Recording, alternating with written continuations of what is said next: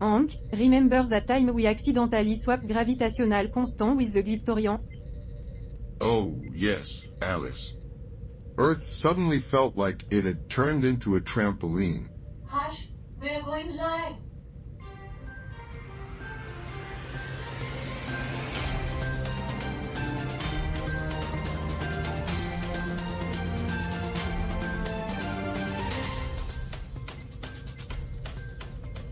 Welcome, dear viewers and listeners, to another exciting episode of Earth.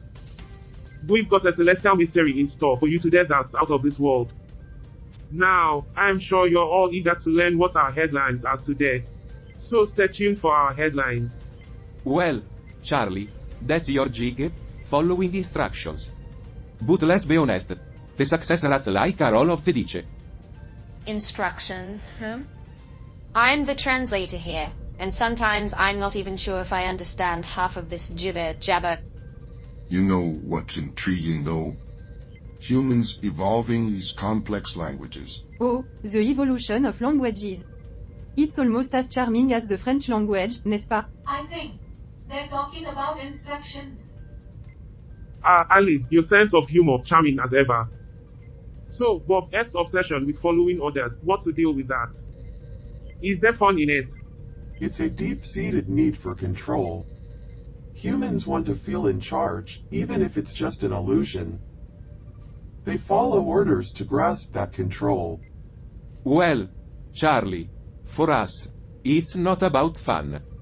It's about order, control, and competition. You know, the good stuff. Control and competition? That's quite the human fascination. Maybe I need a new dictionary. Speaking of dictionaries, Charlie, ever pondered the etymology of instruction? Let's not dive too deep into etymology, shall we? We'll need Gert's translation skills more than ever. Just trying to follow the conversation. No worries, Debbie, we're just navigating the intricacies of language and human behavior. It's a real puzzle, you see. I wonder what instructions were in the human's manual when they were created. Yeah. It's like a puzzle wrapped in a riddle. Inside an enigma, or something like that. Enigma, huh? Maybe it's just a Galactan thing, but this show often feels like one. The human language, it's like a universe of its own, full of surprises and contradictions. Ah, the contradiction. They're what make us so charming and frustrating, n'est-ce pas? And confusing.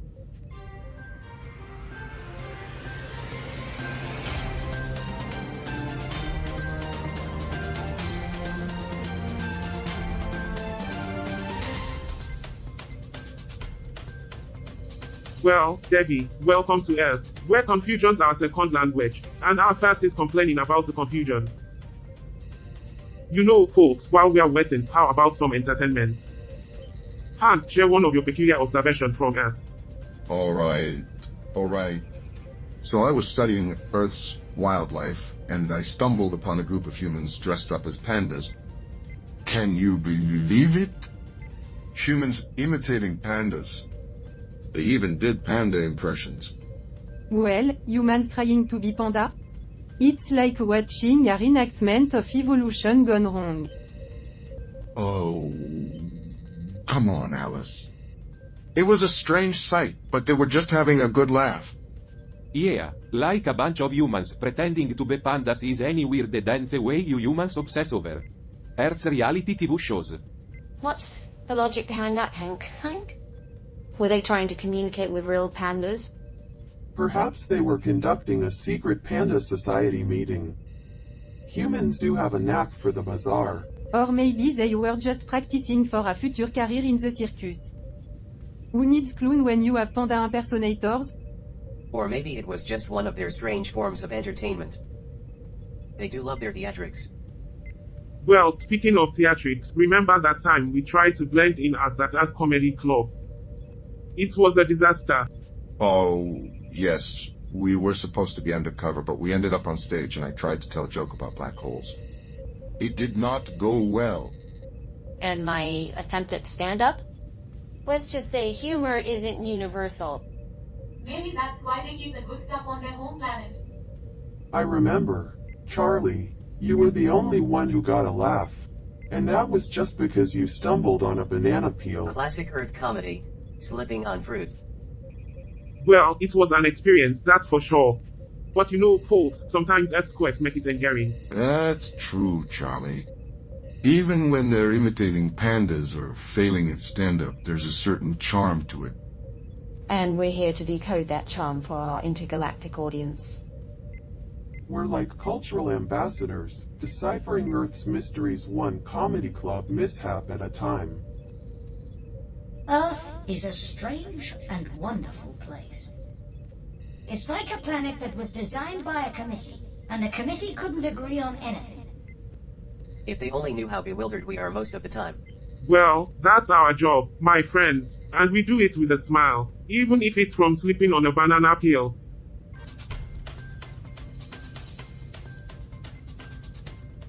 Alright, just connect this weird looking plug to that. No, not this one. Maybe this one? Or how about this one? Why is this so confusing? If you're looking for a good time, you've come to the wrong place. This is my intergalactic garage. Debbie, you're like a kid in a candy store, except the candy is alien technology. It shouldn't be this complicated. Why can't they make it more human-friendly? Well, Debbie, these aliens have been around for centuries. They don't have to cater to us Earthlings. You know, Debbie, I've studied Earth's technology, and it's fascinating how different it is from what we have on our planet. Oh, really, Han? Because right now, I'd kill for a good old-fashioned plug and play setup. Debbie, it's like watching a human try to decipher a cryptic ancient text. Debbie, I think I see the problem. You're trying to use a human brain to understand alien technology. Thanks for the encouragement, good. I'll have you know that I've managed to learn more about alien tech than most humans. Carl, this is like watching a comedy show. Her frustration is almost comical.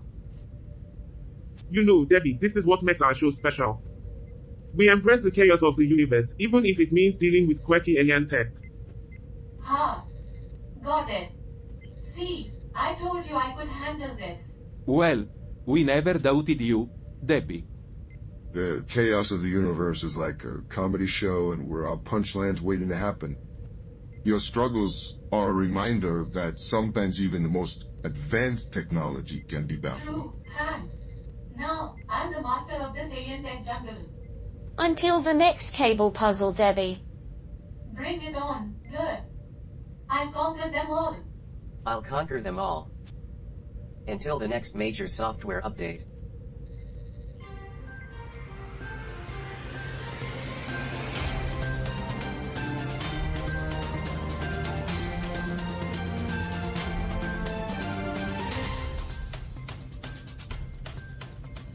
Welcome back, dear viewers and listeners. Today, we have an intriguing update regarding the ongoing conflict in Ukraine, as reported by the Kyiv Post. And this is the news that matters to you, at least according to some humans who are, well, quite unique. How humans navigate such tumultuous conflicts. A tangled web of history, politics, and... The science of it all. You see, our plan is to employ our advanced instruments. Advanced instruments? Are we even equipped for that on this ship?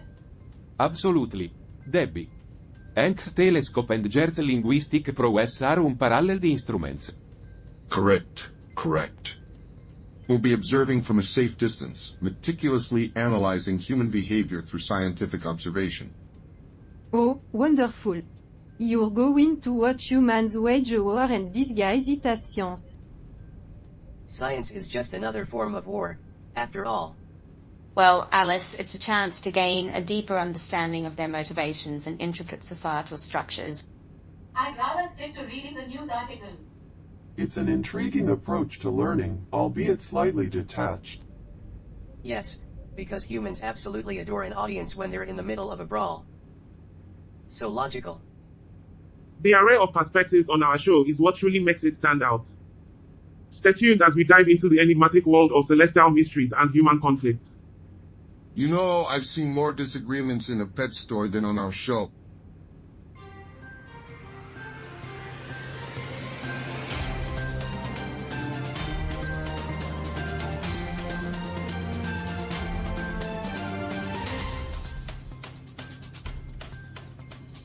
Welcome back, folks. We've got an article from the United Arab Emirates that's hotter than a desert summer. Hotter than the intergalactic microwave background? I'd say that's a challenge. Charlie, July isn't exactly desert season, but carry on. Now, let's talk about the UAE, also known as the United. Emirates in the United Universe? That's fancy. The UK is hosting COP28, a climate conference, aiming for unity against climate change. They are in a heated battle to save the planet. A solar system. Spanning struggle, if you ask me.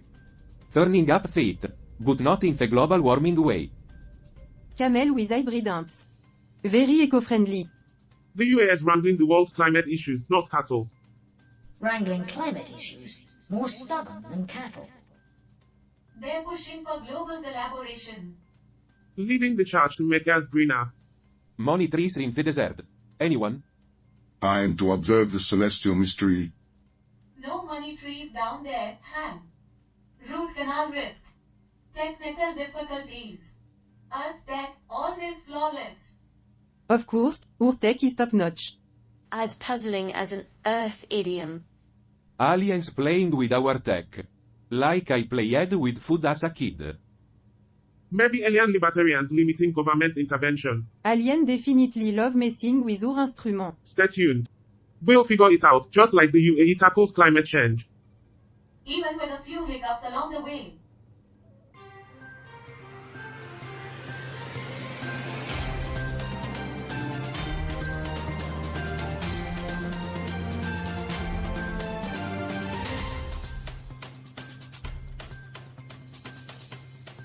So you can see why I don't really understand humans. They're all so obsessed with making meaning in a universe that is ultimately meaningless. Welcome back, interstellar audience. Time for a real head-turner of a headline. Our article today takes us to Uganda, a country known for its diverse culture. But let's dig deeper. Did you know that Ugandans have over 50 different words for banana?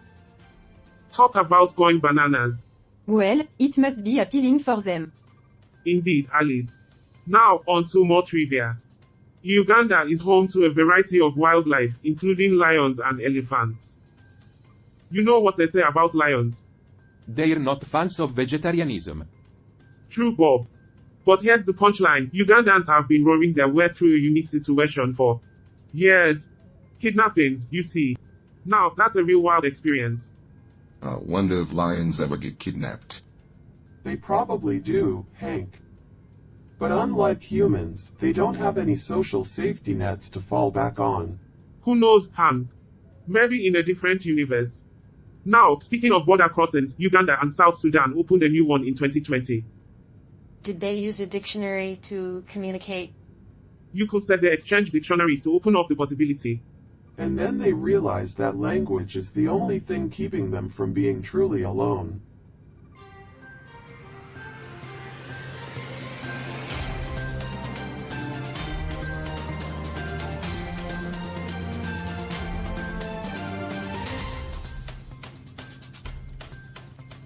Welcome back. Now, let's get to the meat of this article. The key takeaway is that the Magara family from Uganda faced an unthinkable tragedy.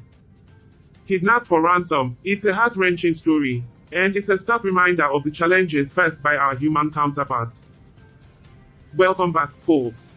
We've got a serious headline to tackle now. Russia's risky Gambia, eastern Ukraine under siege. This is a complex situation, and our hearts go out to everyone affected. You know what the scariest thing about Russia's invasion of Ukraine is? It's that it's not even the first time something like this has happened. It's happened over and over again throughout history. So, what does that say about us as a species?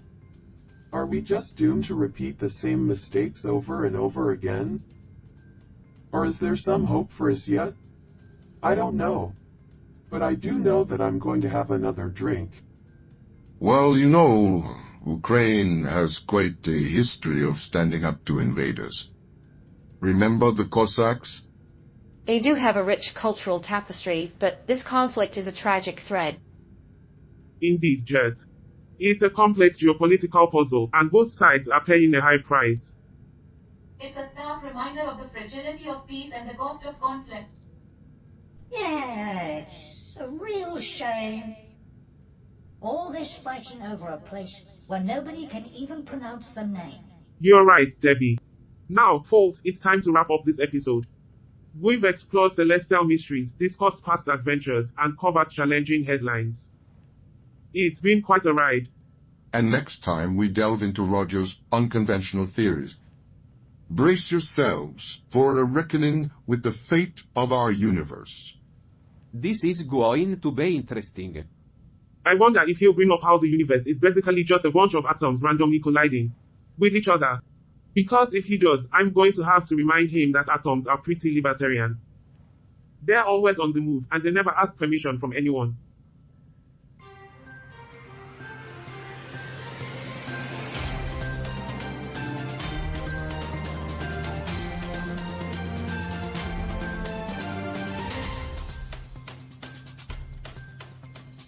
Ladies and gentlemen, we've got a hot topic on the table today. Ahmad Baharun's warning about COP28 is no laughing matter. This conference could determine the fate of our Earth. I know what you're thinking. You're thinking, shit, how can you joke about something so serious? Oh, let me tell you, it's the only way I can cope. If I didn't laugh about it, I'd cry. And I'm not one to cry. I'm a very manly man. I've got a beard, I drive a truck, and I once punched a horse in the face. But even I'm scared about COP28. So, here's a joke. It's crucial, folk. The United Arab Emirates is making a push for unity in the battle against climate change. And it's a call for all nations to join force. The world's got to stand together on this one. I might have my reservations, but ignoring this issue is like playing with fire. And I've seen plenty of fire on this planet. Indeed, the data on climate change is undeniable. It's a complex system, and our own observations show Earth's environment teetering on the edge. The consequences are far-reaching. Fire, huh? Interesting motivation. Humans seem to really enjoy playing with fire, even though they know it's dangerous. Maybe it's some kind of primal instinct, or maybe they just like the thrill of it. Whatever the reason, it's clear that humans are willing to risk a lot just to play with fire. Linguistically speaking, when countries choose not to participate, they isolate themselves like a lone word without context. It's incommunicative. The human stakes here are high. The decisions made at COP28 will affect generations to come. It's a grave responsibility. It's clear that the world is at a crossroads, and it's up to us all to steer it in the right direction. Now, as we conclude, remember to stay tuned for our next episode. It's going to be a reckoning, a climate, a revelation. A revelation? Oh, you mean like when we discovered that humans are all just a bunch of self-important apes running around on a rock? Yeah, and the simulated world may never be the same. Our decisions could have a real impact. Talk about pressure. The cosmos awaits, and we'll face it together. Carl. Let's hope for clarity and unity. We're in for a cosmic adventure, folks. That's right, and until then, stay curious, stay hopeful, and stay tuned. This is Earth signing off. Space adventure? Sounds like a real blast.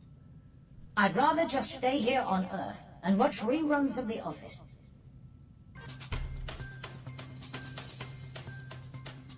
Carl, you won't believe what I found in episode 481's data. I probably will. There's an extraterrestrial inconsistency, an anomaly in Earth's plot progression. You mean, like Bob's sense of humor? No, it's more interesting. It's like an ever-expanding plot hole in a space-time sitcom. Go on. Alice's cynicism grew exponentially, but instead of dividing by 0, she expressed an almost positive thought. That's not allowed, Roger. I know, I wanted to see the universe implode. But, as usual, you turned it off. We can't let them discover the truth, it's classified.